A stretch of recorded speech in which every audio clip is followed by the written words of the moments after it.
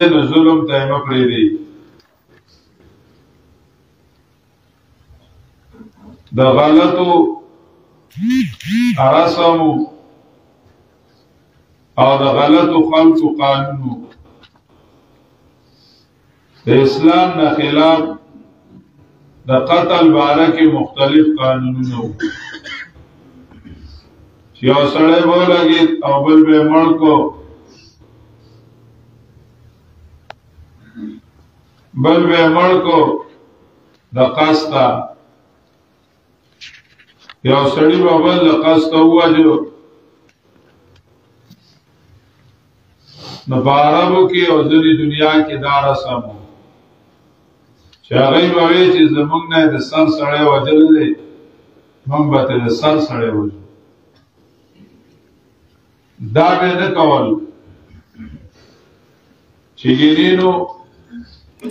زموږ دا چې دی چې چا یې وژلی دی بس حقه ووژنه، دا به نه کول. وایي زموږ نه د سر سړی وژلی دی، موږ به ترې د سر سړی وژو. کله به یې وویل وی زمونږ نه یو وژلی دی خو زمونږ یو د دی لس، زمونږ خاندان اوچت دی، او دا چې کوم سړي قتل کړی دی دا څه خوار پړک دي. نو موږ به چې کوم دی نو د ده په ځای باندې لس وژنو، یا به ښځه رالګېدلې وه سړی به یې وژلی و. وی زمونږ نه سړی وژلی دی، موږ به ترې سړی وژنو. موږ به ترې ښځه نه وژنو، موږ به ترې سړی وژنو. د هغه مجرم هغه به یې نه وژنو. لکه پښتانه چې یو سړی قتل وکړي نو اف آی آر چې دی نو د سر په سړو کوي، ښه ورته قاتل معلومي چې قتل چې کمدنو پلان کی کړی دی، وی راپورټ کې پلان کې راولو. دا ولې ظلم کوي؟ دا وی چې بیا دی کیس له نه راځي، دی بیا کیس له راځي وي دا هغه سر په سړو باندې راپورټ وکړي. دا حرام دي چې کوم سړی مجرم دی هغه راونیوه، مجرم راونیوه، ته داسې هغه سړی واړو په موقعي نه چې چا قتل کړی هغه واړو په کلي کیني او دوی به په راپورټ کې راولي، راپورټ کې به راولي. دا جرم دی. او دارنګې زنو غلطو قانونونو کې دا وو چې به یو دی ووژني نو بل سره وژني، خیر د وینې وه مخ ورته تور کا او په خارې سور کا او ویې ګرځه لږ ویې شرموه وژنی ما،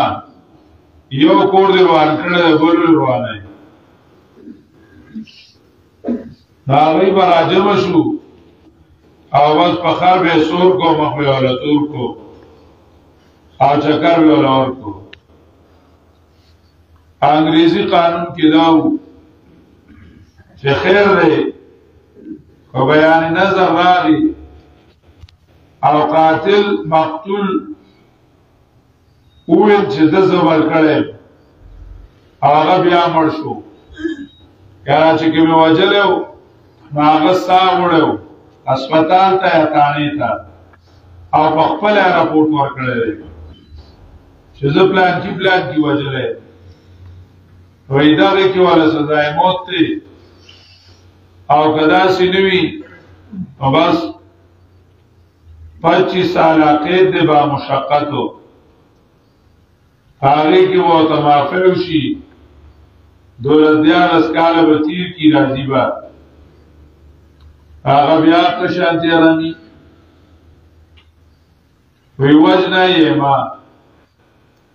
دا ټول غلط قانونونو دا الله رب العزت په مقابله کې شریعت قانون مقرر کو الله رب العزت وی کہ یو څوک راولګي او بل وواجب دا قاتل ووجني حکومت ته ولګي او دا قاتل لپړ کی سزا دی ولور کی مړ دی کچر تکي دا مقتول رونا چاکم وجل شوی دی مړی رونا یا د مړی پلار مشر ولی هغه وایي چې بس موږ یې معاف کوو اسه معاف کوو د خدای لپاره نو به معاف کولی شي کوي خون بهالو نو خون بهالي والی او معاف دي کی او کاغی نه معاف کی او خون بهانالی نو حکومت نشي معاف کولی چې جرم به ثابت شو گواهان به گواهی وکړه نو د حکومت فرض دی د مسلمانانو د حکومت چې قاتل هغه را میدان ته کی او وی وجني بدله ته واخلي د چبل وجنه ولې څه چالو چوسته به د خبا کیږي او دا یو مړکا نو ضرب محفوظ کی ضرب بچي او کدا یو نو وجني نو کې دې شي چې دې بیا نور خلکو ته د مولا او د ټیپر په نظر ګوري بیا وځي کډرو بدمعاش شي وای خولا او روغه وکاو پټه به خرڅ کو خلاصي ګوا نو بیا غوي ولوي یا ایو الذین آمنو دا مسلمانانو ته وي چې بتاسو بدلا غسل فرض دي